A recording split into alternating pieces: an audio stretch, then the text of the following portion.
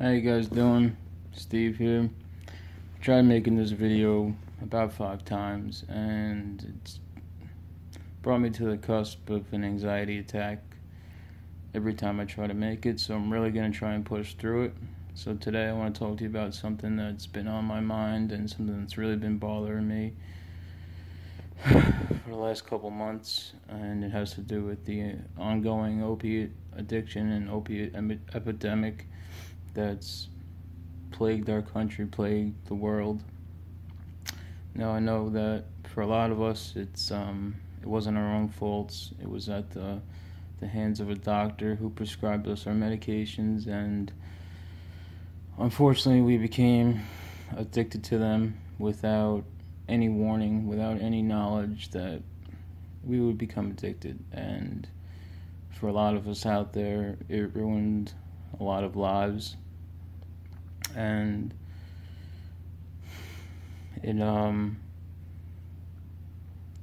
we were taken advantage of, by some dirty doctors who just wanted to keep us around as patients, who would just keep upping the dose and upping the dose. And it's unfortunate for a lot of us, and it's an epidemic, and it's ongoing. And for a lot of us who can't live life without opiates, we move to seek help. And usually you seek help, you get a couple of options.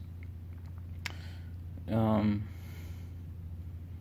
methadone, where it's basically an opiate. You go to a clinic every day and you get a shot of methadone, and they slowly wean you off of opiates. Another way is Suboxone, where you take a pill or whatever form it comes in. I haven't really seen Suboxone ever in my life, but all it does is it blocks your opiate receptor and prevents you from going through withdrawal. These are just as addictive as opiates themselves, because they don't fix the problem, they just mask the problem. The safest bet for people, and probably the hardest, is going cold turkey.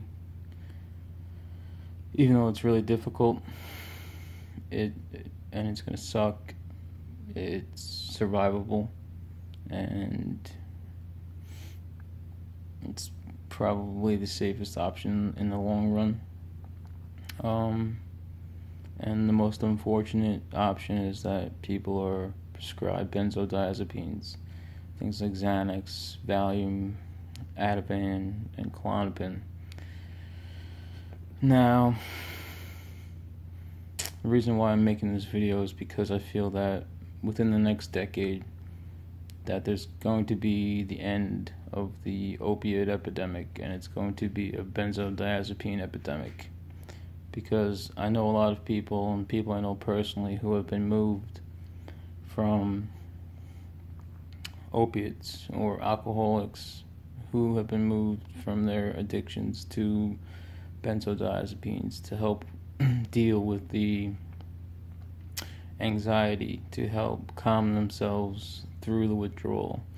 And unfortunately, we're not told that benzodiazepines are addictive as well. So you're basically moving from one addiction to another addiction. Now, sorry guys, I'm really fighting anxiety with this video. It's just really got my brain rushing. This matter's pretty deep to me, so bear with me here. Now, I want to read to you my prescription of Klonopin, which I take twice a day. And I wasn't an opiate addict, I wasn't an alcoholic. I found out that I had low serotonin, but way after the fact. And I was prescribed Xanax and then Klonopin, and was never once tested for serotonin, was never once labeled as depressed, and people just said I had generalized anxiety, social anxiety. Somebody labeled me as bipolar, but that's besides the point. There's people being put on benzodiazepines every day in America, and it's more than likely one of the number one prescribed medications after we realize how bad the epidemic for opiates is and still is. I would guess that Vicodin, Percocet, and things like Oxycontin used to be number one prescribed medication, but now that there's a better regulation for the drugs, they're no longer prescribed with these. But unfortunately, things like Xanax and Klonopin and Ativan and Valium are still prescribed daily to new people without the warning, just like opiates, that they are dangerous. And that's all that the label says, is that it's a controlled substance. It's dangerous unless used as directed. This says the same thing on your opiate bottles, your painkiller medication bottles. It says the same exact thing. It's a cookie cutter label for medications just so pharmaceutical companies can cover their ass. Nowhere on your medicine bottle will it tell you that prolonged use of this medication will develop a dependency. You will develop physical and mental dependency from this medication. All these medications do is mask a problem that's deeper and underlying in your body, and will never fix what's truly going on. Unfortunately, I fell into this trap. I fell into these deep waters, and I'm stuck in them right now. And for anyone out there who's dealing with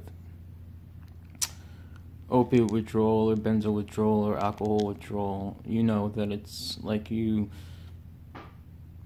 just got shoved into an ocean with cinder blocks at your feet, tied to your feet, and you're just trying to swim up and up and up to the surface to gasp for air and finally live again. You know, you're fighting for your life, and it's tough and it sucks. But what really bothers me is that there's no warning on these bottles. Zero warning. None. Nothing that says you have the I'm trying to search for the word in this anxiety. You have the possibility of becoming addicted. You have the possibility of gaining a dependency on your medication, even if it's taken as prescribed and not abused, which is sad, because for a lot of us, we're being moved from one addiction to another, and none of these addictions are truly solving the problem.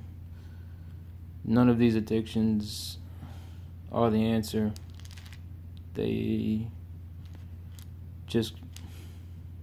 create more issues, they create more problems, and getting off of one by the use of another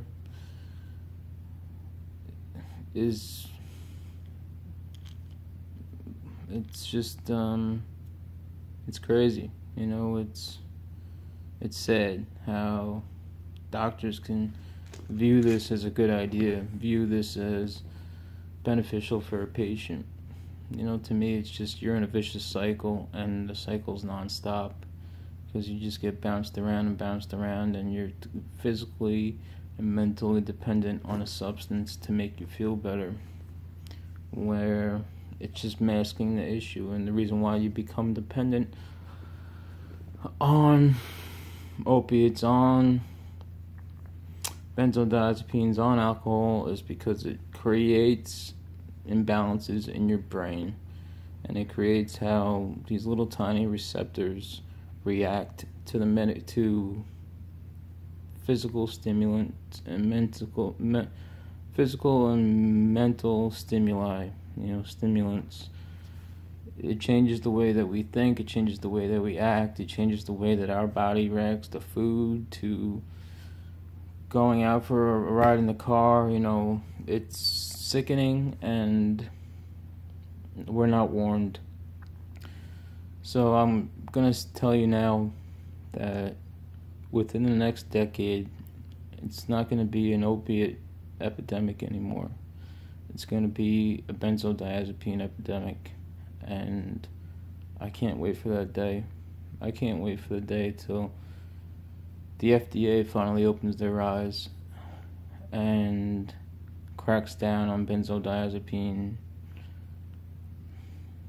prescriptions, the rate at which they're prescribed and the rate at which people are tested for their neurotransmitter levels, their serotonin, their dopamine, their GABA, their norepinephrine, their epinephrine, all the main ones that control our mood, and all the precursors that are meant to create these chemicals in our brain to keep us balanced and to prevent us from needing a drug, needing a prescription. The fucking greed of this country and the greed of the world is so sickening that it just keeps you in the palm of its hand, and it always has its hand in your pocket, and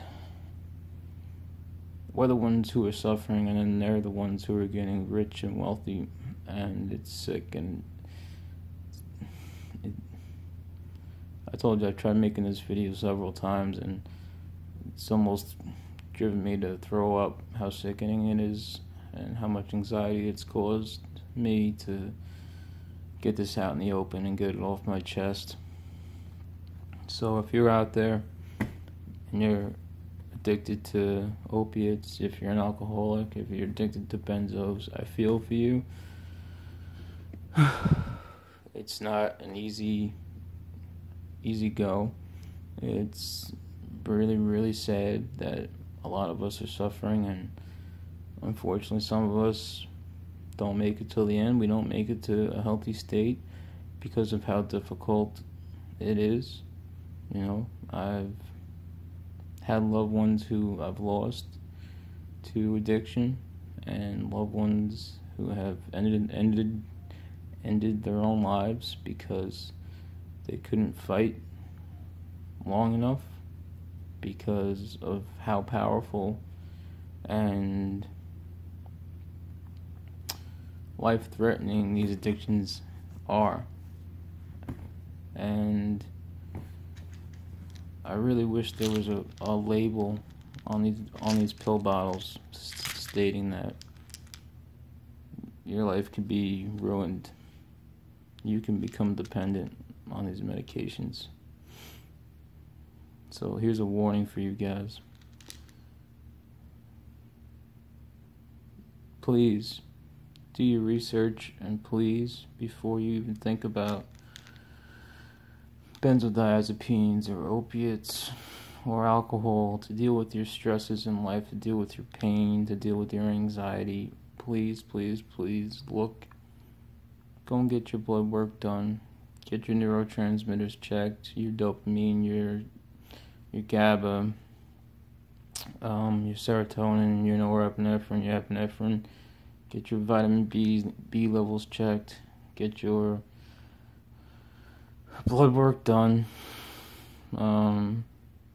before you decide to jump to any medications, because like me, I look for a quick fix and I never found the underlying cause until a year later, and a year later I'm now addicted to benzodiazepines. I don't abuse them, and I wish I never took them to begin with. It's a sick world, guys.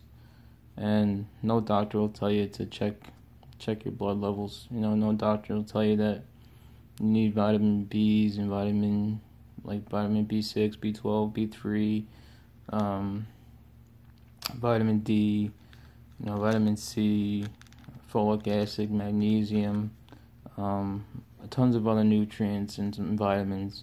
No doctor will tell you that you need those to function normally, and if you have a shortage of them, especially if you're under a ton of stress, stress will continuously eat away at these nutrients and these vitamins, and you will become deficient, and you won't feel normal, and you will feel like you need a prescription.